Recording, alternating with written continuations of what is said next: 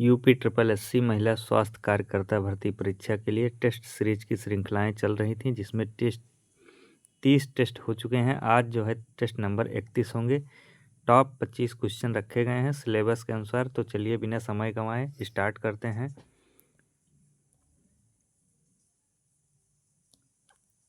पहला प्रश्न कह रहा है, सार्वत्रिक दाता रक्त समूह है, बताइए।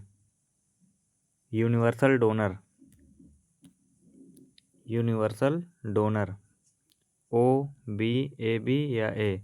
बहुत आसान प्रश्न है, बताइए आप लोग प्रश्न संख्या 1 में क्या सही होगा। देखिए प्रश्न संख्या 1 में हो जाएगा option number A, blood group O. O क्या होता है? Universal donor. देखिए ब्लड ग्रुप जिसे रुधिर समूह बोलते हैं, रुधिर समूह।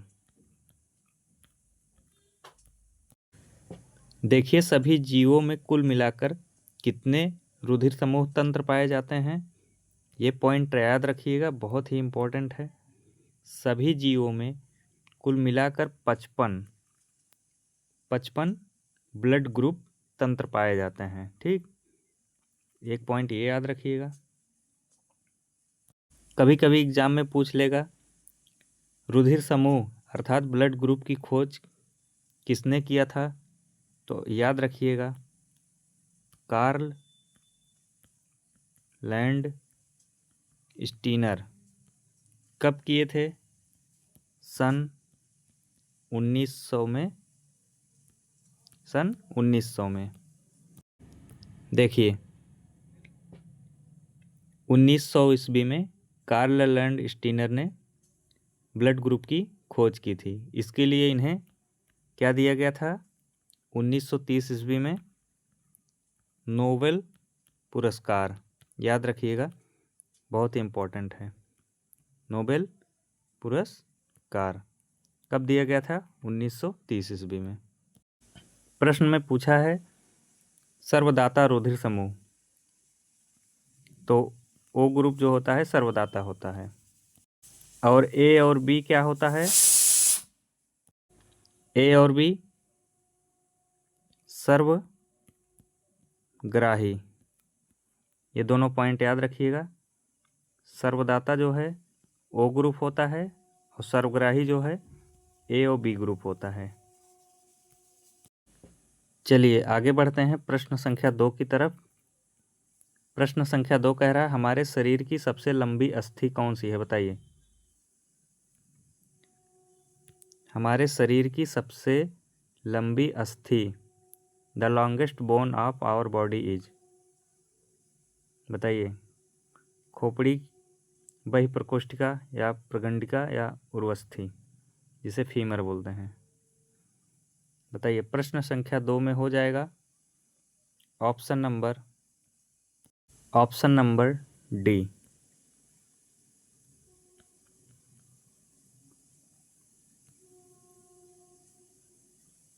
फीमर, जिसे बोलते हैं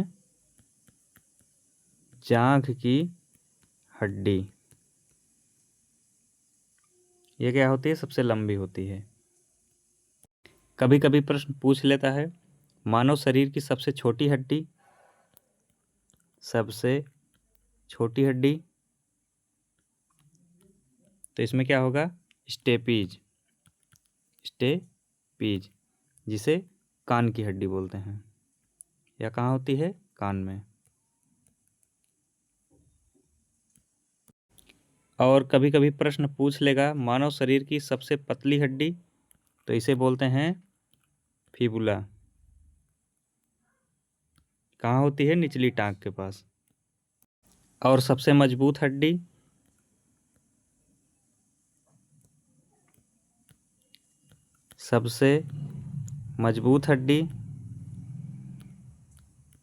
सबसे मजबूत हड्डी कौन सी होती है? जबड़े की हड्डी।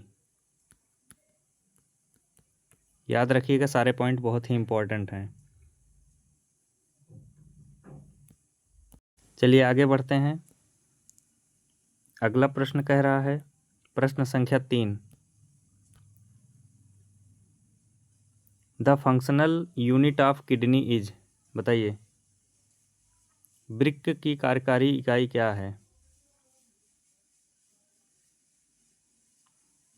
तंत्रिका कोशिका, वृक्क एकक, या कुपिका, फुफ्फुसावरण। प्रश्न संख्या 3 में आप लोग सही राइट आंसर दीजिए अपना। बताइए आप लोग, प्रश्न संख्या 3 में हो जाएगा option number B. Option number B सही हो जाएगा। देखिए, इससे जुड़े कुछ महत्वपूर्ण पॉइंट हम बताएंगे आपको, याद रखिएगा।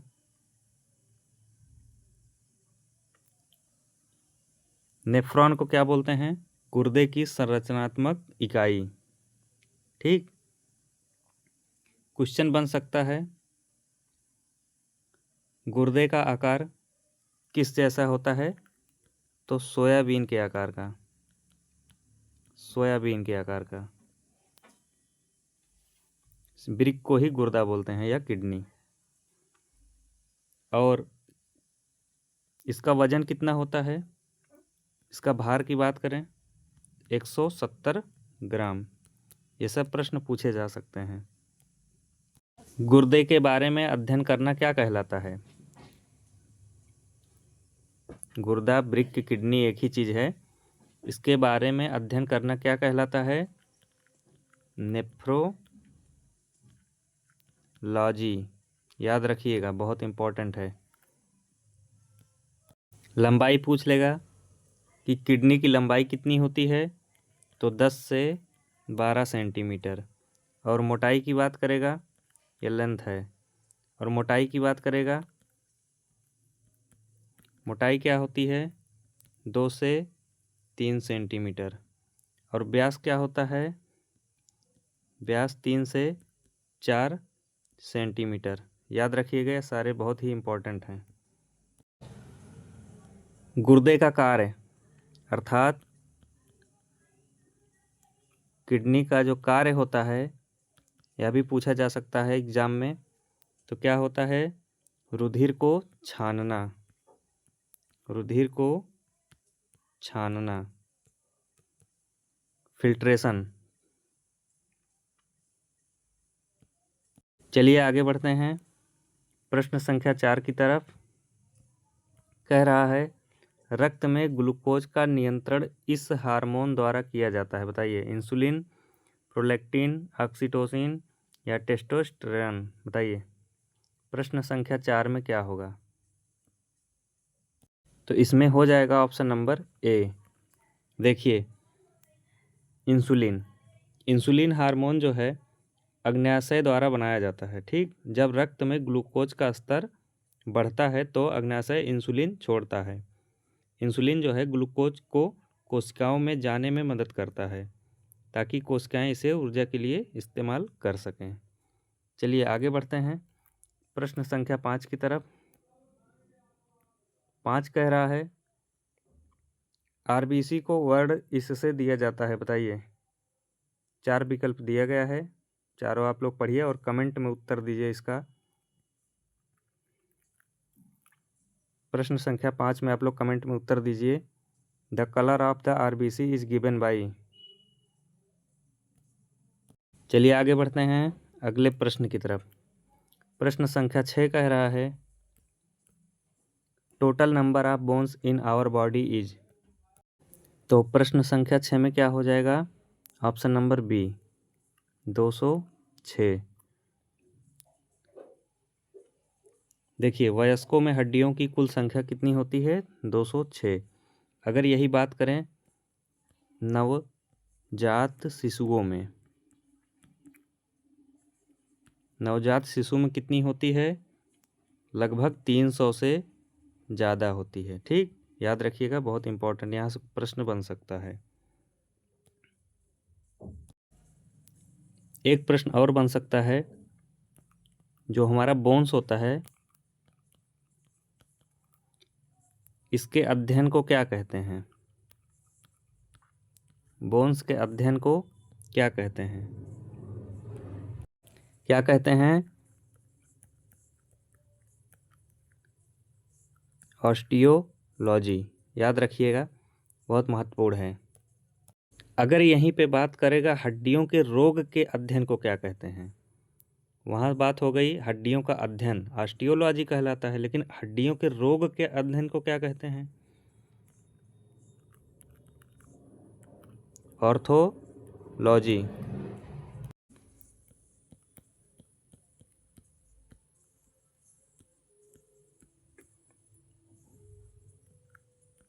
हड्डियों के रोग के अध्ययन को क्या कहते हैं, orthology.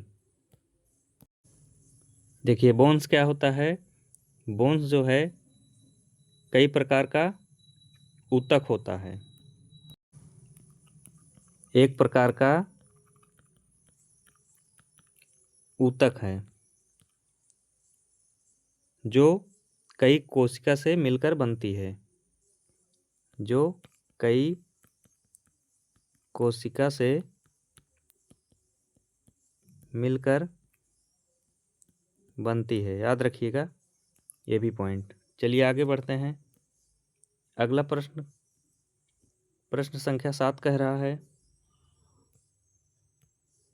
Total number of chromosomes in our body is 47, 44, 46 या 45, बताइए। प्रश्न संख्या 7 में बताइए, प्रश्न संख्या 7 में ऑप्शन नंबर सी हो जाएगा। देखिए क्रोमोसोम को गुणसूत्र बोलते हैं। यह क्या होता है, धागेनुमी संरचना। पहला पॉइंट ये याद रखिएगा। दूसरा पॉइंट ये याद रखिएगा कि इनका निर्माण जो है डीएनए तथा हिस्टोन प्रोटीन से मिलकर होती है। डीएनए और कौन सा प्रोटीन, हिस्टोन प्रोटीन, इनसे मिलकर होती है। तीसरा पॉइंट ये याद रखिएगा कि इसकी खोज, क्रोमोसोम्स की खोज जो है किसने की थी, पुरकिंजे ने की थी। ये तीनों पॉइंट याद रखिएगा। और भी कुछ पॉइंट बता रहे हैं आपको। मानव शरीर में गुणसूत्रों की संख्या जो होती है 23 जोड़ी होती है, अर्थात टोटल 46। तो ऑप्शन नंबर सी सही होगा इसमें। आइए देखते हैं विभिन्न प्रजातियों में गुणसूत्रों की संख्या। तो मानव में तो 46 होती है, चिंपैंजी में 48 होती है। कुत्ता में कितना होता है, कुत्ता में 78 होता है। बिल्ली में 38। और मटर में 14। और मच्छर में भी पूछ सकता है, मच्छर में 6। हाथी में 56, याद रखिएगा। चलिए आगे बढ़ते हैं। प्रश्न संख्या 8 कह रहा है the normal haemoglobin level is, बताइए। प्रश्न संख्या 8 में बताइए।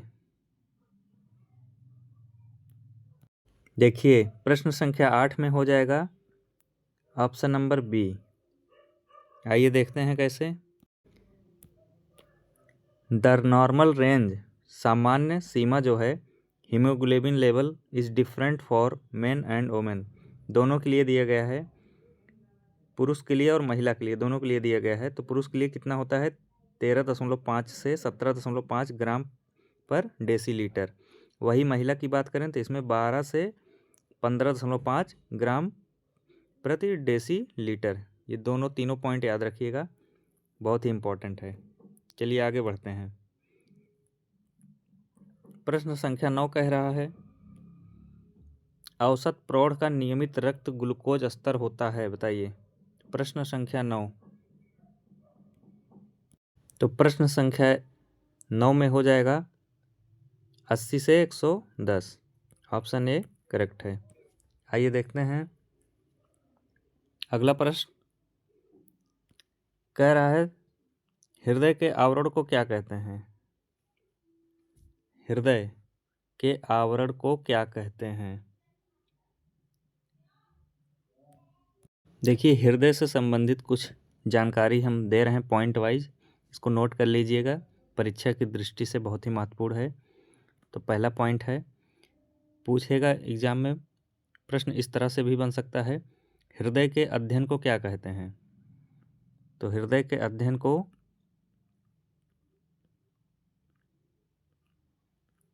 कार्डियोलॉजी कहते हैं।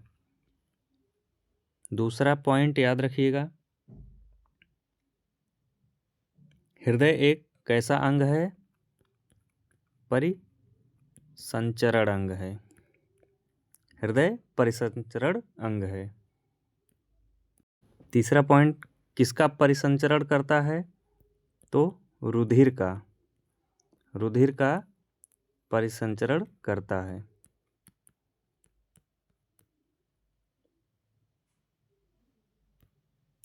चौथा पॉइंट याद रखिएगा, मानव के हृदय का औसतन वजन, वजन की बात करते हैं 300 ग्राम। नवजात शिशु के हृदय का वजन पूछ सकता है, ये बहुत इंपॉर्टेंट है आप लोग के लिए। नवजात शिशु के हृदय का वजन कितना होता है? 280 से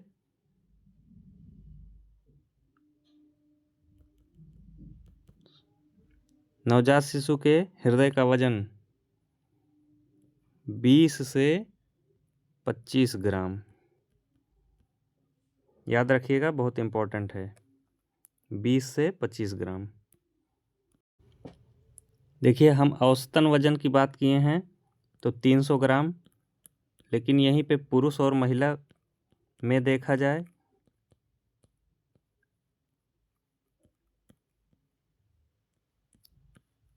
पुरुष के हृदय का वजन 280 से 340 ग्राम तक होता है और महिला का 230 से 280 ग्राम तक।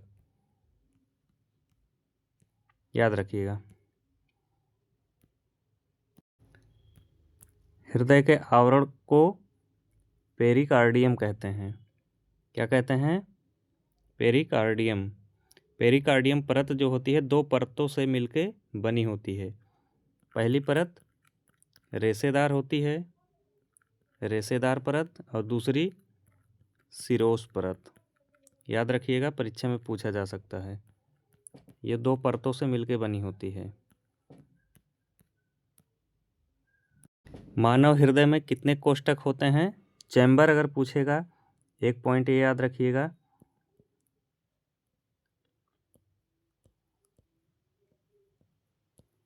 कितने चैम्बर होते हैं? 4 चैम्बर होते हैं। चलिए आगे बढ़ते हैं प्रश्न संख्या 11 की तरफ। प्रश्न संख्या 11 कह रहा है, बाईं निलय से पंप किए गए रक्त के परिमाण को कहते हैं। बताइए आप लोग।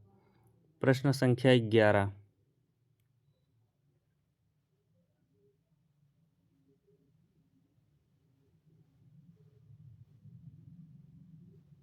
इसमें हो जाएगा option number B, stroke volume.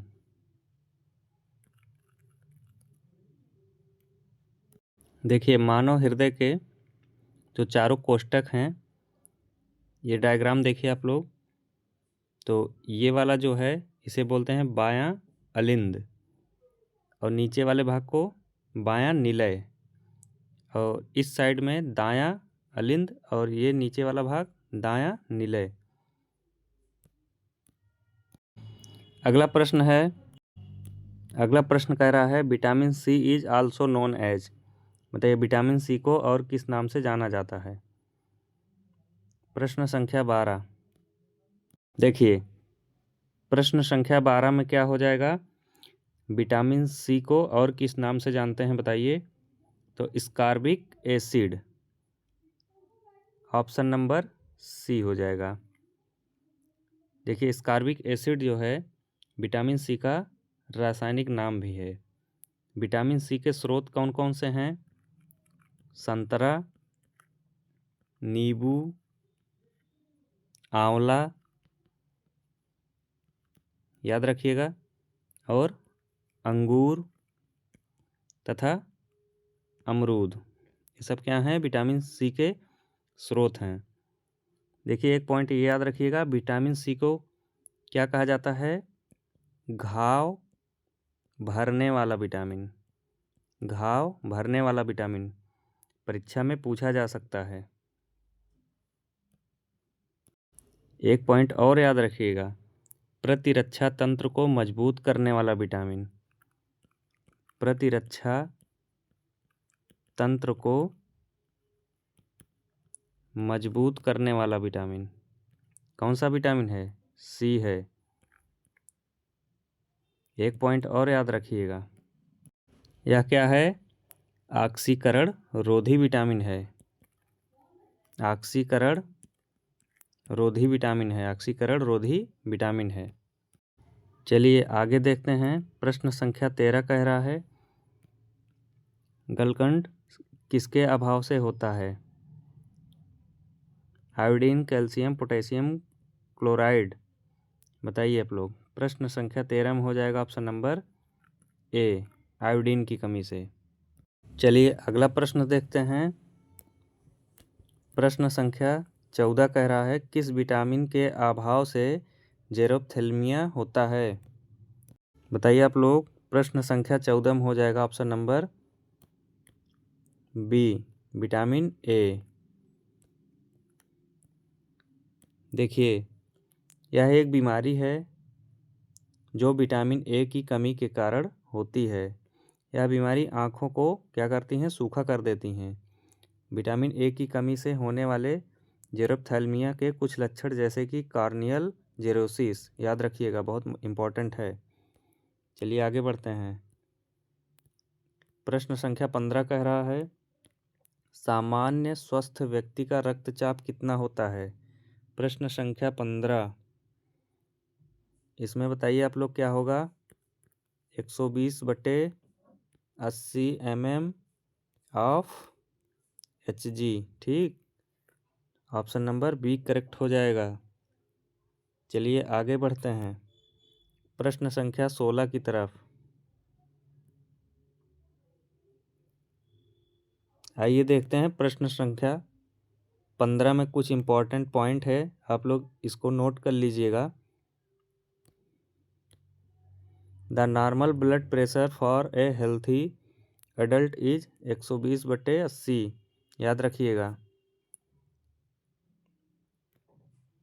चलिए आगे बढ़ते हैं अगले प्रश्न की तरफ। 16 नंबर कह रहा है, ब्रेडिकार्डिया का मतलब है हृदय की धड़कन इससे कम। बताइए, 60 बीट प्रति मिनट, 70 बीट प्रति मिनट, 80 बीट प्रति मिनट या 100 बीट प्रति मिनट। प्रश्न संख्या 16 क्या हो जाएगा? प्रश्न संख्या 16 में ऑप्शन नंबर ए। आगे बढ़ते हैं प्रश्न संख्या 17 की तरफ। कह रहा है, त्वचा के नीले विवर्तन होने को क्या कहते हैं? त्वचा के नीले विवर्तन होने को क्या कहते हैं? नीलिमा। नीलिमा कहते हैं। नीलिमा कहते हैं, याद रखिएगा। आगे बढ़ते हैं प्रश्न संख्या 18। 18 कह रहा है, बड़े अरसे से पलंग पर लेटे मरीज को इस विकास का खतरा रहता है। बताइए, प्रश्न संख्या 18 में क्या होगा?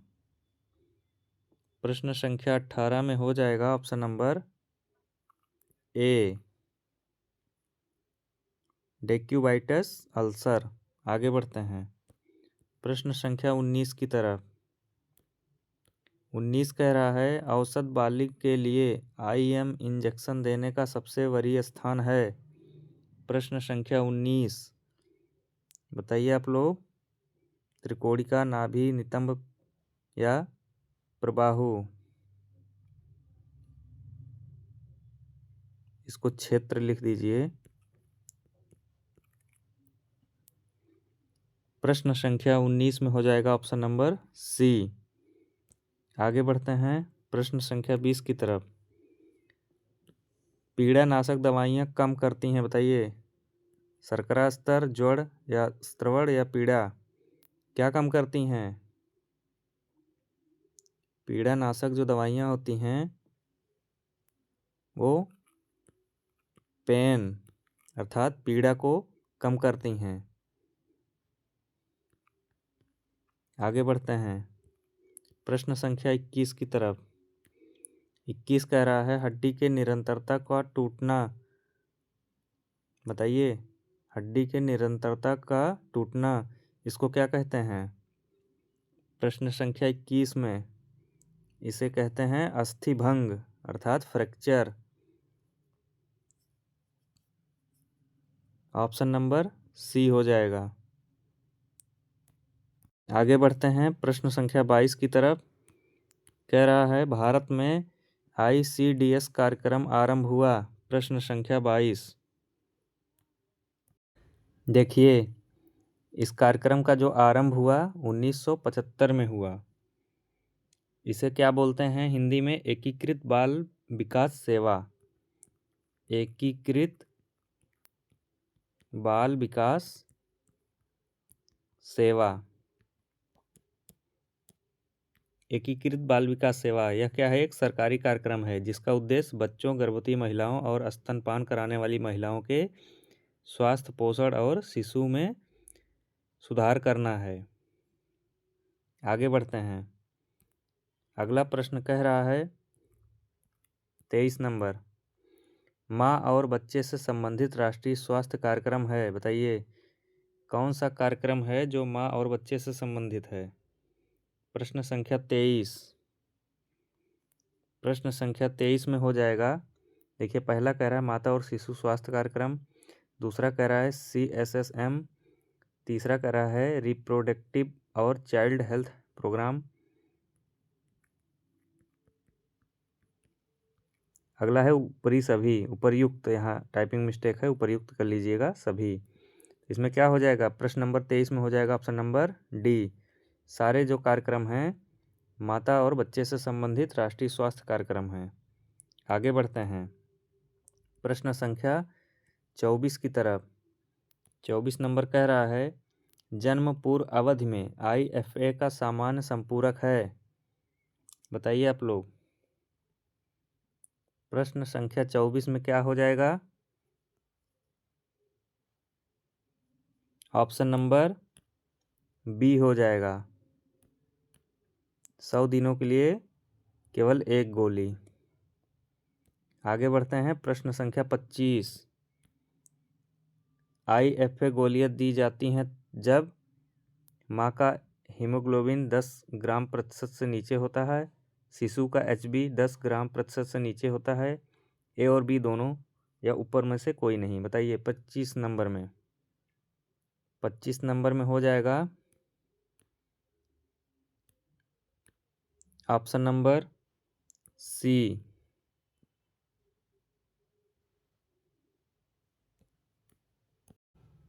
अगर आप चैनल पर नए हैं तो चैनल को सब्सक्राइब ज़रूर करें जिससे कि आने वाले सभी नोटिफिकेशन आप तक पहुंच सके। इसी तरीके से महत्वपूर्ण प्रश्नों की श्रृंखलाएं चलती रहेंगी। तो कल हम लोग करेंगे टेस्ट नंबर 32।